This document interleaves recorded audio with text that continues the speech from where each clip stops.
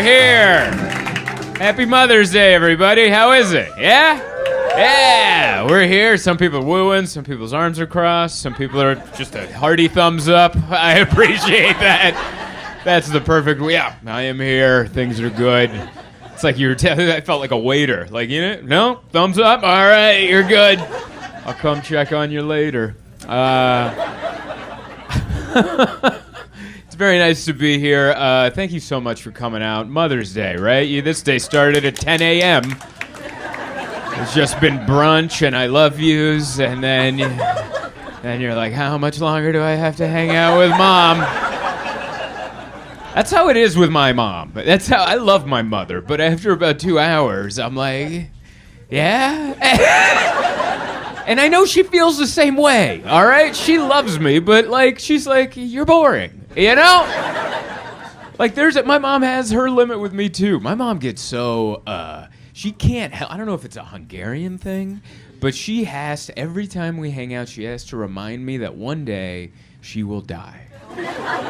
What is that? Is that a Hungarian thing? Are all mothers doing this? Is everyone else's mother just periodically going, one day I will die? And she brings up her death all the time. And she's fine. She's in good health. Nothing's wrong. She just wants, I just don't want you to be surprised when one day I am die. That's a direct quote. I am die. And I'm like, yeah, I understand. It's too weird now. You know, like she brings it up so much. My wife and I have a running joke on, here we go. It's been 10 minutes. She's already bringing up mortality. You know, but yeah, I texted her today, and I'll be honest with you, I didn't send the flowers. I forgot. I've been in Chicago. It's a fun city. There's a mom right there that just went, who cares? I love that. You're a mom, I'm guessing, and you just went, I don't care about the flowers. And that whole table was like, oh my God, we've been spending so much money on flowers. And she just went, hey. I forgot to do it, and then I tried to do it last night. I had 3 shows last night, so by the time I was at the hotel, it was already the next day. You know, it's like 1 a.m, and I was like, I looked online, every place was like 1-day delivery. You have to do it, and I'm like, but it's still, but I'm trying to do like time zone math, you know, and I'm like, but, and then the only other option was to Uber Eats her flowers. And I'm like, is that more disrespectful than just not getting her flowers? Than an Uber Eats driver going, just dropping it off at the doorstep, taking a photo of it, and then leaving. So I'm like, I'll catch her when I get back. That's what I'll do. But yeah, I always love hanging out with my mom. I was thinking about her. You know, because I don't know, I've been thinking about my childhood. It's been a religious week. We just got a new pope, you know? Congratulations, by the way. Chicago Pope. That's pretty awesome, you know? No one saw that coming. That was, no one knew. I don't know if there's like, you know how for the NFL draft, there's like a draft board where like, we're thinking Chicago's getting a quarterback, you know? Like I don't think anyone knew that the Pope was going to be from Chicago. And I grew up Catholic. We kind of fell off along the way, but Catholicism has always been my favorite because I grew up. I grew up a wrestling fan, so I enjoy the pageantry. All right, I like showmanship. And the Catholics throw down on showmanship. A lot of candles, a lot of garbs. I'm into all of it. The cathedrals are beautiful. I'm into all. I like how they picked the Pope. They got smoke. They had smoke. I didn't know that's how they did it. It's like black smoke. We still don't have a Pope. There's like people outside the Vatican just biting their nails. Like, I don't. And then the white smoke came. They're like, I look like a playoff hockey crowd outside of the arena. We got a Pope. I wish we would do more things that way. Like that's how we should find out if our favorite show's getting another season. Netflix should have a pipe out front, and then if the smoke's red, it's like, we're getting more Black Mirror, everybody. Hell yeah. I think that would be fun. But yeah, I was born in Hungary, so we were Catholic. I forget if it's Orthodox or Roman, one of them. And Because we fell off. I can't. But then we moved to Pittsburgh, and then we joined like a Hungarian church out there. And then around the time I was like 6 or 7, my mom's like, "Do you like it? Do you like church?" And I was like, "Not really." And she's like, "Oh, we don't have to do this anymore." And I was like, "Oh, you could have asked sooner."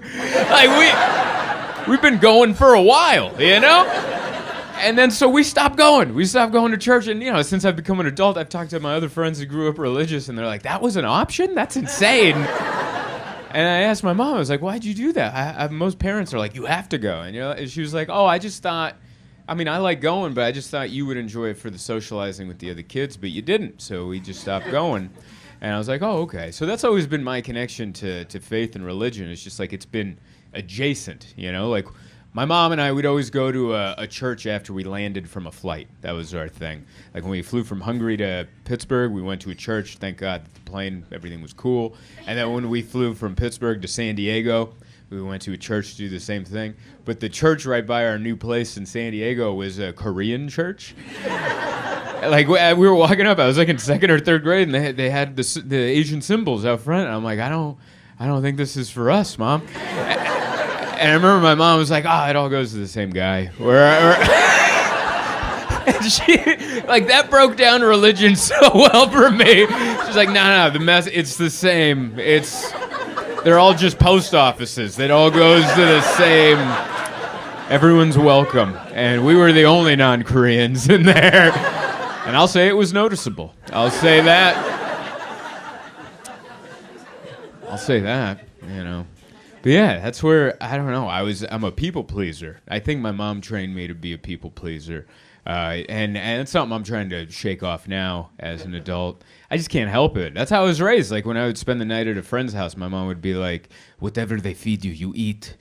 And you say you love. And you say thank you. If you embarrass me, I will find out. And then the government will know. And then they will know I leave you home alone because I have 2 jobs and the government will take you from me." And I was like, oh my God, I really... So I ate everything, all right? When I would spend the night at a friend's house, I had to eat and drink everything. And this is the 90s. In the 90s, every meal was served with a giant glass of milk. If you weren't around that time, I'll let you know. Every meal came with and I hate milk. I never liked it. I like it with other stuff, cereal, maybe a little in my milk, in my coffee or whatever, but alone, ugh, that's the worst. But it was strict orders. You have to eat and drink everything. So I got my meal and a giant glass of milk, and I'm like, oh, damn it. And I remember I was like, I'll just get it over with, you know? So I just went, I treated it like a Fear Factor challenge. I'm like, just suck it down. It's just pouring down. I'm like, oh, this is terrible. Oh, this is the biggest glass I've ever had. Oh. And then I remember I finished it. My friend's mom was like, wow, he really likes milk. Here you go, buddy. And I was like, no, dear God, no. That's when I learned if you're a people pleaser, you can't drink it all. You gotta leave enough to where they can't top you off, you know? And you go, I can't, that's enough milk for me. But I'm still a people pleaser to this day. I agree to stuff that I feel like I could politely say no, but for some reason I can't. I just go, yeah, you know?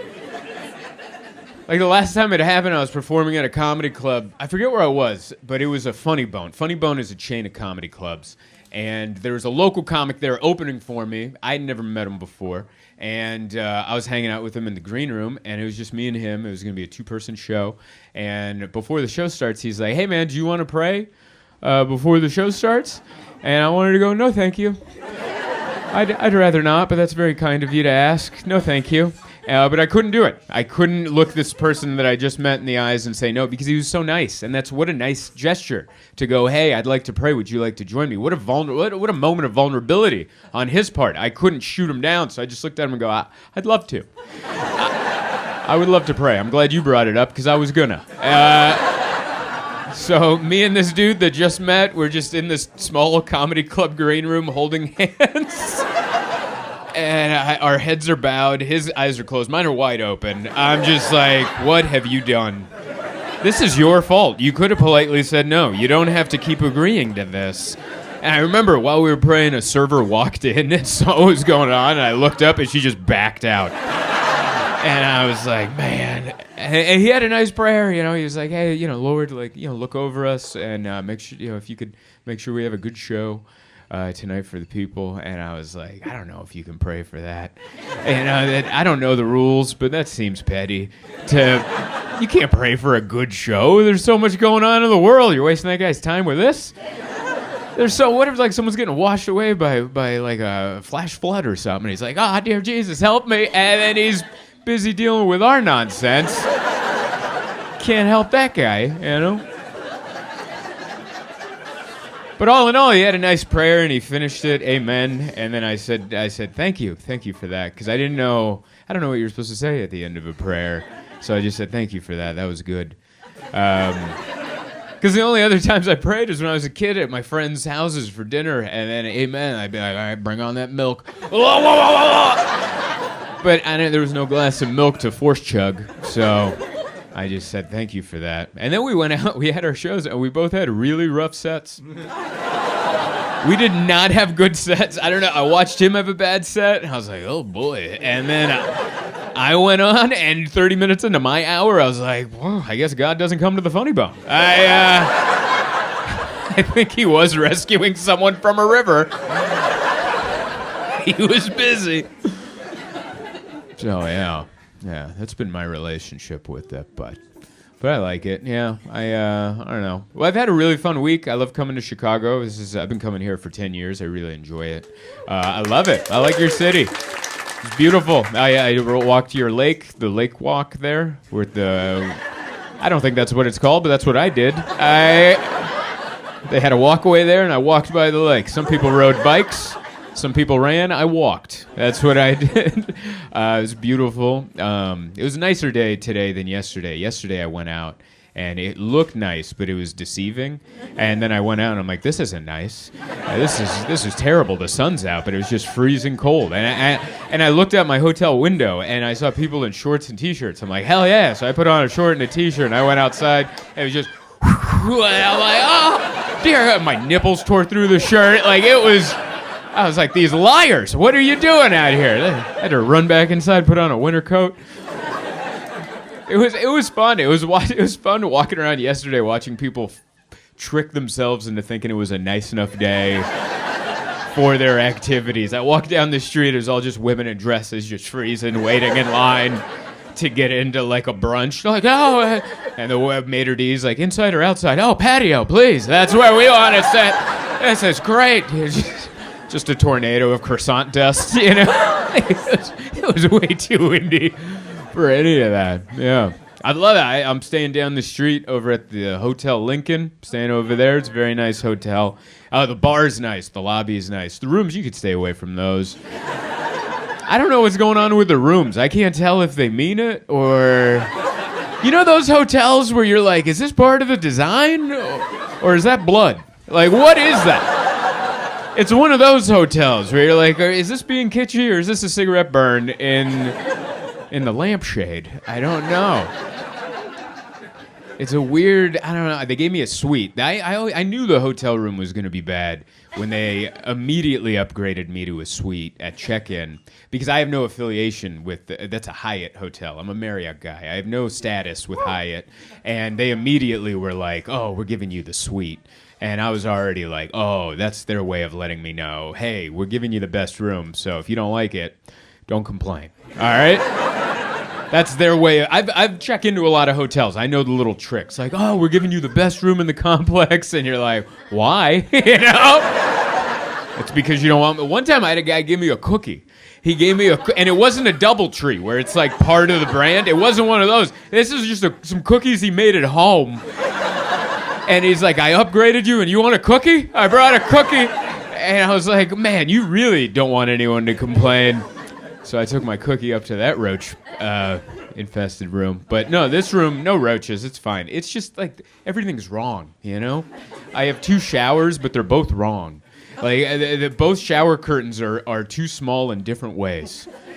Like in one, there's a tub, but it's not wide enough, so you can't put the shower curtain against the wall, so it's just soaking through the wall, and the floor is soaking wet. And then I ruined that one, so I went to the other one, And that one, the shower curtain's too short. It's 3 inches too short, so it hangs right there, right at my ankles. And guess what water does? It bounces pretty good, and it just bounces right out there. And then so it's just soaking wet, so I have to just throw towels down, and then that doesn't dry. So the next day there's just cold towels while I'm sitting on the can, and I'm like, this is horrible. And you're like, why don't you let the maid in? They can clean it up. I never let the maid in. All right. I don't let the maid in until I leave. That's who I am. I don't want them knowing what the hell I've been doing in here, all right? You can leave when I'm on a flight out of the state. That's when you can come in. By the time you report what I've done in here, I'm already statute of limitations. They're not coming across state lines to chase me down for what I've done to that room. And the toilets are industrial. That's the real weird one. I have 2 industrial, like the toilets you see at like a football stadium. Just a big oval, no tank, just a pipe into the wall. And they got one of those flushers, the kickers. And I'm like, what happened in this hotel when the manager's like, give us the best you got? Because these tourists are out there getting deep dish and our plumbing can't handle it. Just get us the most industrial can you got. Give us 2 of them. Give us 2 of them. What about shower curtains? You good on those? Yeah, we got the worst ones in the business. Don't worry about those. This is terrible. It also might be haunted. I don't know. I have a weird... I used to be scared of ghosts, and now I'm just annoyed by them. I've kind of figured it out. Like, I've learned too much about ghosts, and I just realized they're just spirits of us hanging around. And these are the people that bother people that they don't know. It's like the same people you run into on the street. You're like, hey, and you're like, ugh. You know? That's who these spirits are. Hey, what? They're just flickering a light. What are you watching, some TV? Yeah, I'm watching some TV. Why don't you keep it down? You know? But yeah, fun week. Rob, my buddy, he took me to a Russian sweat lodge this week. We went there on Saturday or Friday. We went to a Russian sweat lodge. If you've never been, he was like, yeah, have you ever been? And I was like, I've never been. And he's like, dude, it's great. We drove like 30 minutes out of this neighborhood. I don't know where we were. We went to an nondescript building with no windows. And we go in. There's just a little Russian guy behind the counter. He's like, he's a little guy. I don't know. He was a little squirrely. He was just a little, and I was like, what's going on here? And he gave us some towels and some flip-flops. And then we had to go to the locker room and change, And I'm still, even at 37, I'm turned 38 this month, but I'm still weird about being naked.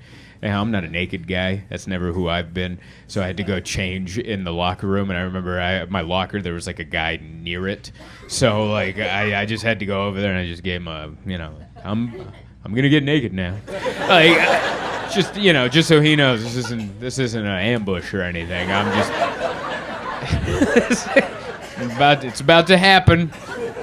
It's so hard to start, isn't it? It's so hard to start to get naked in public. Like, I know how to undress at home in my own privacy. I don't even think about it. I just undress. And then when I'm there and there's other people, I'm like, how do you do this?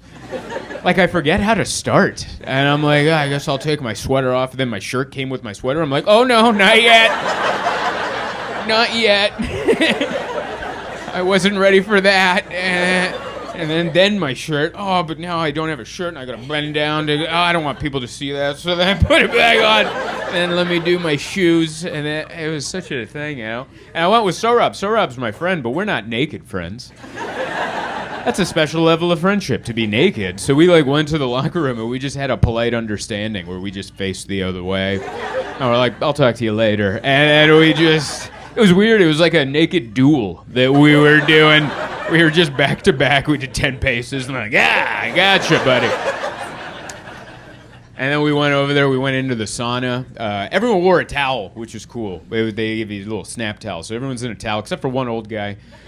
Which that's the tale as old as time. You always hear about the one old guy that's like, you're gonna look at it. I don't know what it is. There was one old guy in the sauna that's like, my wife won't look at it, someone's looking at it. Someone's gonna get a look at this.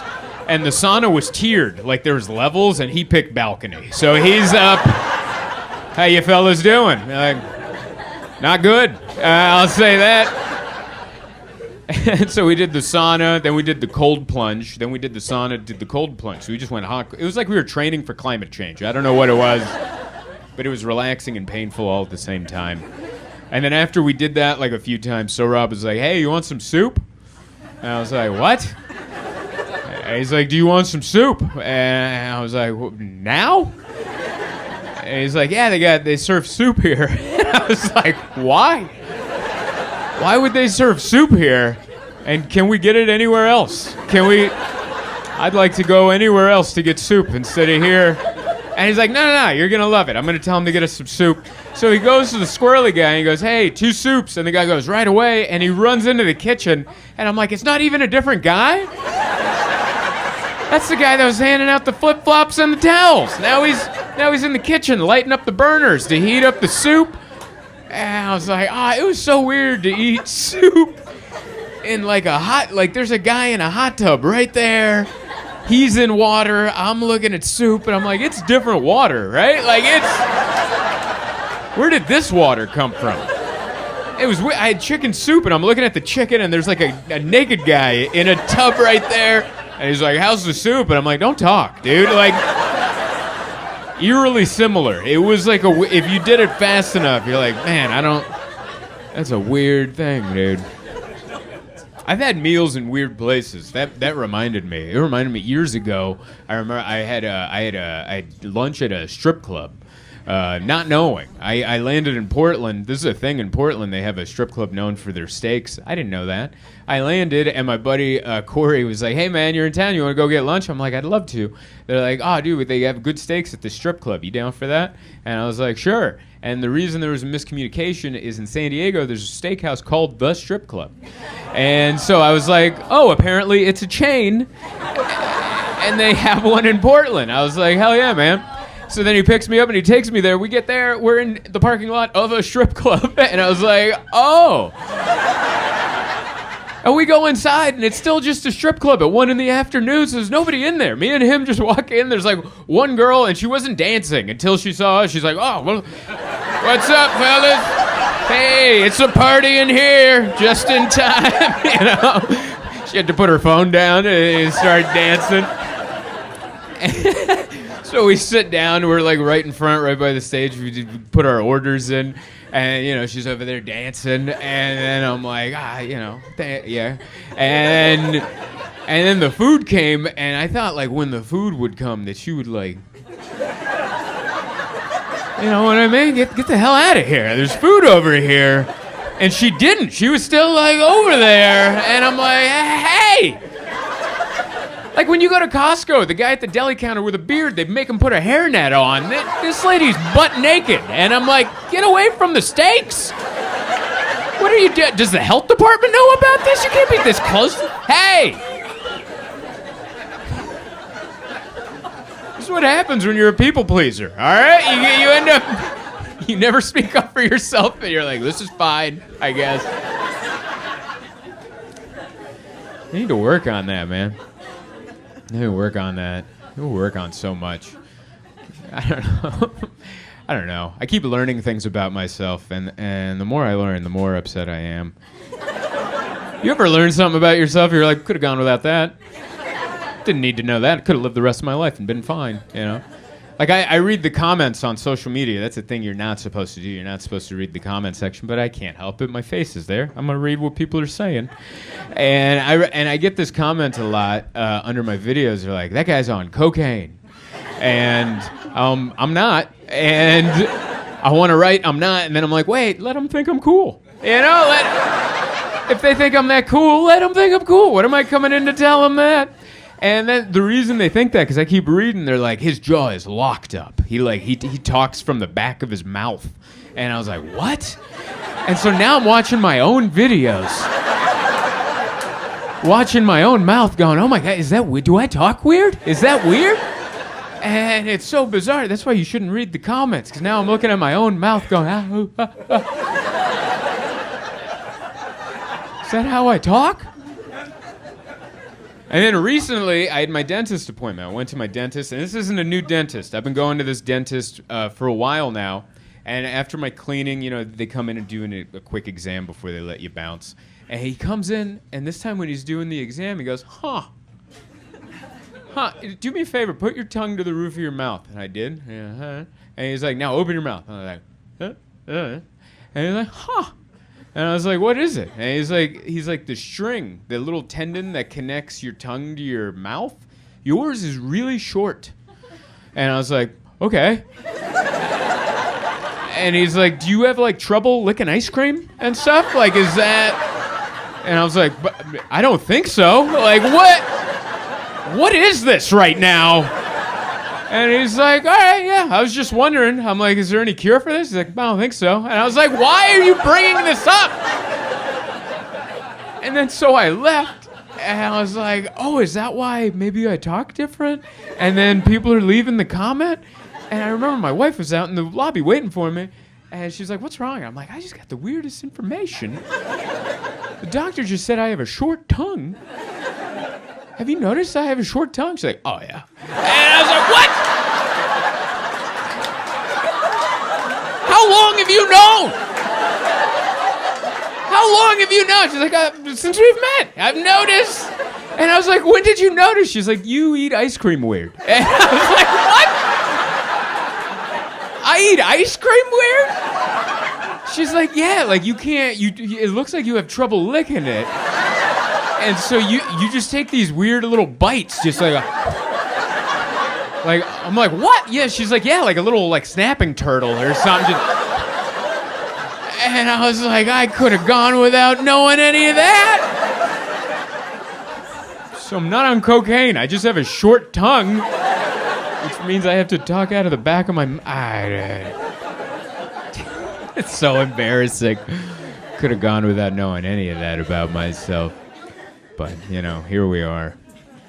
It's good. It's a good distraction from the news. I like that. I don't know, sometimes the news is fun. We're renaming water. I like that. That's my favorite part of the Trump presidency. It's like, we're renaming water. And I was like, why not? You know? Rename that water. Yeah, no more Gulf of Mexico, Gulf of America. He just did it to the Persian Gulf is now the Saudi Arabian Gulf. And everyone's fighting about it, like, hey, what the hell? I can't. And it's weird. It's weird to rename water. It's weird to name water. It doesn't belong to anybody. It's water. It's like naming a stray cat in the alley and then being mad when you find out someone down the street calls that cat something else, you know? His name is Mittens. They're like, that's not what I call him. Yeah, well, we're calling him Mittens.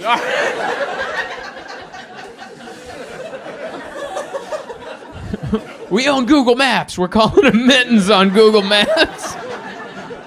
It's fun. But no, I love Chicago. I love it. It's a city, but it's friendly. But it's got all the city parts to it. I walked down. I loved it. There was a homeless guy staring into a coffee shop. I didn't know. I just walked by and I'm like, what's he doing? You ever walk by and you're like, what's that guy doing? And he had an apron. But I couldn't. But I could tell he didn't work there because of everything else. But he somehow commandeered an apron. He found an apron somewhere, tied it perfectly, and so I couldn't tell if he was on a lunch break, just looking into the coffee shop, like at the clock, like I got 5 more minutes of this lunch break. I couldn't tell what he was doing, but he was just looking into the windows right here. And then I walked, as I passed, the angle changed so I could see into the window. There's this poor bastard sitting on the other side at like the counter. He has a latte and his laptop's up, and he's just trying to do some spreadsheets. And there's a homeless guy with an apron just right there. And I'm like, man, that's the city test right there. If you can finish that work email, you're allowed to stay, you know? That's a cold-hearted city folk right there, just sipping a latte, eating a muffin, and then Bill said, that's tough, man. It's a tough spot to be in. But yeah, I always loved Chicago. I think it gets a bad rep because people don't know. They always say it's dangerous. I don't know. Maybe it is. Now where I go, I guess nothing's ever happened. One time I got lost on the subway. That was the only scary thing for my first time ever in Chicago. And all week I'd been doing the subway great, hadn't been getting lost. And the last one I got arrogant. And I was just on the red line, and I was having a good time. And then I missed it. You know, in the city, it does a little woo-woo-woo. And then I didn't feel the turns, and it shot us down, and I was half drunk, and I was just, woo, having fun in Chicago. And I slowly started to notice, just little hints, like people started playing music in there, and there are signs that says, don't do that. They drew them. They're little cartoon signs that say, hey, don't blast music out of a boombox. And I'm like, well, I guess they didn't say you couldn't do it out of a Bluetooth speaker, so maybe that was the misconnection there. So there's music. By the way, this is me dancing to the music. In case you're wondering, does he need to pee? That poor man, he needs to urine. So I'm on the subway, and then that was my first hint. I'm like, oh, they're playing music, okay. And then slowly, like, the stops it started becoming like lesser known presidents, And that was my next hint, where I remember one of the stops, I was like, Garfield? Like, when is Garfield ever? Because my first thought was the cat, and I'm like, no, that's a president that no one remembers. And then I knew I was in trouble when I got to White Sox Stadium. And because that's all I do know about Chicago is you guys have two baseball teams, and the Cubs and the White Sox. And the White Sox Stadium is in the south side of Chicago, which is not the good part to be in, for safety reasons or whatever. And then I saw that, and I went, oh, no. And so I'm like, I'm going to get off at the next stop and then turn around and take the train back. And I got off at the next stop. Yeah. I got off at the next stop, and the next stop was in the middle of, like, the freeway. It wasn't even one of the underground ones. You were up, and then I got off, and I'm like, you can't even run. You can't. There's just people zipping by on both sides of the freeway going, look at that guy, what an idiot. Look at that. And I was just under one of the lamps going, dear God. And I was in my head, now the buzz is wearing off. Now I'm sobering up quick. And I'm like, all right, just stay tough. It was the winter. It was the winter time. And so I was all bundled up. I had a beanie, I had my jacket. And I'm like, I might have to get into a fight, So I immediately, I was like, I gotta take my mittens off. So I took my mittens off. Because I'm like, no one in the history of fights has ever won a fight with mittens on before, And not gloves, just mittens. And I'm like, I should take these mittens off. So I remember taking these mittens off. And then I clipped them to my sleeves, and I'm like, I'm ready for action in case anyone decides to get out of hand. And nothing happened, but that was a fun experience. That's my favorite part of traveling. I like the sense of danger, but I don't want anything to ever happen.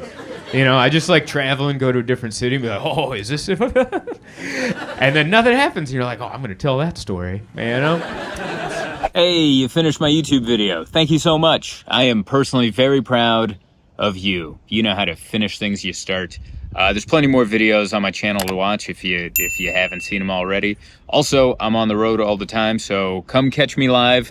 Go to zoltancomedy.com to see my tour schedule. You can buy tickets through there, and only buy tickets through my website because there's scammers now that are upcharging people for tickets that aren't even good, that won't even get you in. Complete ripoffs. So only go to zoltancomedy.com. And thank you so much for watching my videos.